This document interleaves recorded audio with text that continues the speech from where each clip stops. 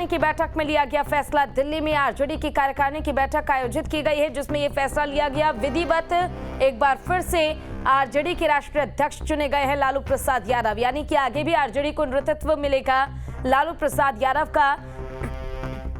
हालांकि आपको बता दें कि फिलहाल बड़ी जानकारी जो निकलकर सामने आई, राष्ट्रीय कार्यकारिणी की बैठक आरजेडी की ओर से आज आयोजित की गई थी, जिसमें लालू प्रसाद यादव भी पहुंचे थे और साथ ही तेजस्वी यादव भी वहां पर शामिल होने के लिए पहुंचे। और वहां एकाएक विधिवत ये फैसला लिया गया कि राष्ट्रीय अध्यक्ष पद पर एक बार फिर से लालू प्रसाद यादव ही काबिज होंगे। उनकी ताजपोशी की गई, निर्विरोध चुने गए हैं लालू प्रसाद यादव। एक बार फिर से आरजेडी की कमान लालू प्रसाद यादव के हाथ में, एक बार फिर से अपना नेतृत्व वो पार्टी को देंगे। आगे की रणनीति तैयार करने में पार्टी का सपोर्ट करेंगे, सहयोग करेंगे कि किस तरह से आगे की रणनीति पर काम किया जाए, आगे क्या प्लानिंग होगी। हालांकि आपको बता दें कि राष्ट्रीय कार्यकारिणी की बैठक में मिशन 2024 को लेकर भी मंथन किया जाएगा और साथ ही मिशन 2024 के साथ ये तय किया जाएगा कि आगे क्या रणनीति होगी महागठबंधन के। और साथ ही अगर जेडीयू का साथ आरजेडी को जब मिल ही गया है तो आगे किस तरह से दोनों के सपोर्ट को बरकरार रखना है, इसको लेकर भी मंथन किया जा सकता है।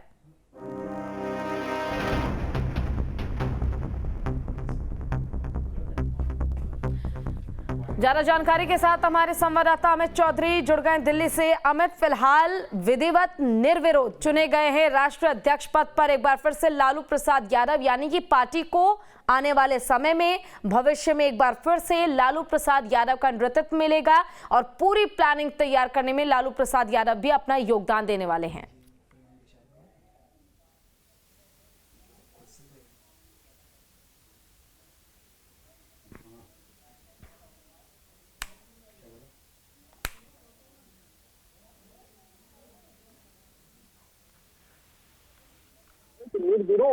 तो देखिए, लालू यादव को एक बार फिर से राष्ट्रीय अध्यक्ष पद के लिए चुन लिया गया है, निर्विरोध उनको चुना गया और पूरे सम्मान के साथ एक बार फिर से उन्होंने राष्ट्रीय अध्यक्ष पद को संभालने के लिए ये जिम्मेदारी अपने हाथों में ले ली है, कमान संभाल ली है। हालांकि आपको बता दें कि आज राष्ट्रीय कार्यकारिणी की बैठक आयोजित की गई है दिल्ली में, जिसमें शामिल होने के लिए आरजेडी के कई दिग्गज नेता पहुंचे हैं और यहां पर लालू प्रसाद यादव को भी निर्विरोध चुन लिया गया है। अब आगे पार्टी का कमान संभालेंगे लालू प्रसाद यादव। हालांकि आपको बता दें कि जिस तरह से इंतजार किया जा रहा था इस मीटिंग का, लाजमी सी बात है, ये कयास शुरुआत से ही लगाए जा रहे थे कि राष्ट्रीय कार्यकारिणी की बैठक में कुछ तो अहम फैसला लिया जाएगा और एक फैसला जिस तरह से ये लिया गया कि लालू प्रसाद यादव ही आगे कमान संभालने वाले हैं। दिल्ली में आज आरजेडी के राष्ट्रीय कार्यकारिणी की बैठक में तमाम पदाधिकारी जो हैं वो शामिल हुए हैं। 24 राज्यों के पदाधिकारी इसमें शामिल होने के लिए पहुंचे हैं। आपको बता दें कि राष्ट्रीय जनता दल यानी कि आरजेडी की राष्ट्रीय कार्यकारिणी की बैठक आज शुरू हुई। इस बैठक में 24 राज्यों के प्रदेश अध्यक्ष और अन्य पदाधिकारियों के शामिल होने की संभावना है।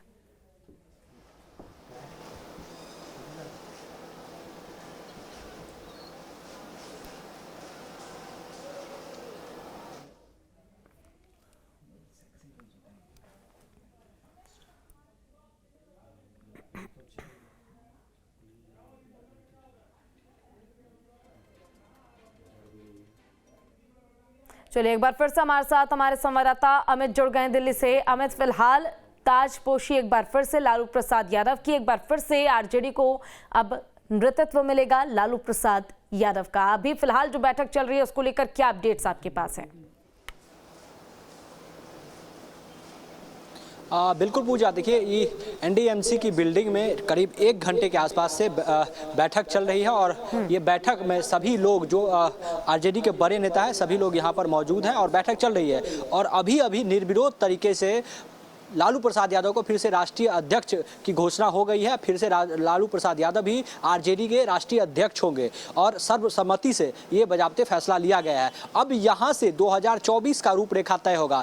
नीतीश कुमार और लालू प्रसाद यादव मिल के पूरे विपक्षी एकता को, चूँकि लगातार नीतीश कुमार जाकर मुलाकात भी कर रहे हैं अलग अलग पार्टी के नेताओं से, और इसमें अब लालू यादव की और भागीदारी सक्रिय हो जाएगी। चूँकि हाल ही में सोनिया गांधी से बजाबते दोनों नीतीश कुमार और लालू प्रसाद यादव जाके मुलाकात किए थे। अब फिर से निर्विरोध तरीके से उनको राष्ट्रीय अध्यक्ष चुन लिया गया है। तो अब दोनों ही 2024 लोकसभा चुनाव में किस तरीके का रोड मैप हो, किस तरीके से सभी विपक्ष को एकजुट किया जाए, एक मंच पर लाया जाए, इसको लेकर रूपरेखा पूरी तरीके से तैयार होगी। लेकिन देखना यह होगा, चूंकि लालू प्रसाद यादव का अब स्वास्थ्य पूरी तरीके से ठीक नहीं रहता है, लगातार वो बीमार रहते हैं, कई प्रॉब्लम से वो जूझ रहे हैं। खबर ये भी आ रही थी कि वो सिंगापुर जाएंगे, वहाँ पर किडनी ट्रांसप्लांट की बात हो रही थी, तो वहाँ भी वो जा सकते हैं। तो पूरी तरीके से वो राजनीति में सक्रिय नहीं रह सकते हैं। इसीलिए हो सकता है कि संभवतः तेजस्वी यादव को कार्यकारी अध्यक्ष बना दिया जाए, चूंकि तेजस्वी यादव और नीतीश कुमार का ट्विनिंग अभी बेहतर सरकार चल रहा है। चूंकि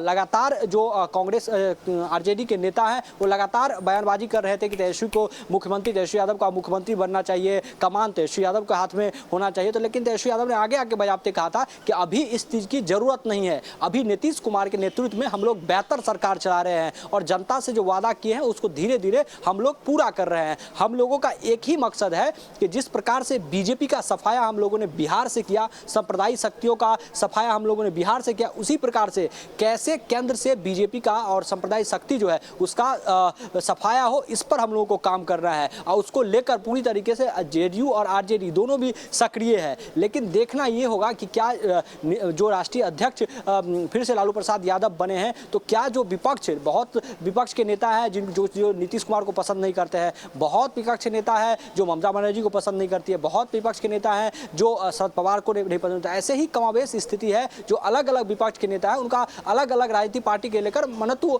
अलग अलग है। तो इसमें देखना होगा कि क्या जो 2024 का रोड मैप पर अभी चर्चा यहाँ पर होगी कि किस प्रकार से, चूंकि इस पर भी चर्चा होनी है कि जो विपक्ष का दूसरे विपक्षी पार्टी से मनमुटाव है या विचारों का विरोध है, इसको कैसे समन्वय की स्थिति बनाया जाएगा, इस पर कैसे दोनों को रजामंदी होगी, कैसे सभी विपक्ष एक मंच पर आएंगे। तो इस सभी चीजों पर, हर एक बिंदु पर यहाँ से बारीकी से चर्चा होगी। 2 घंटे की ये बैठक होगी, जिसमें से 1 घंटा हो चुका है और निर्विरोध राष्ट्रीय अध्यक्ष बजाते लालू प्रसाद यादव को चुन लिया गया है। तो हर एक बिंदु पर यही सबसे बड़ी चुनौती होगी कि सभी विपक्षी दलों को एकजुट करना और उसके साथ ही एक ऐसी रणनीति को तैयार करना जो भविष्य में बिल्कुल सही साबित हो, सटीक साबित हो। अब देखना होगा कि लालू प्रसाद यादव क्या अहम भूमिका एक बार फिर से सक्रिय राजनीति में निभा पाएंगे। आपका बहुत बहुत शुक्रिया तमाम जानकारी के लिए।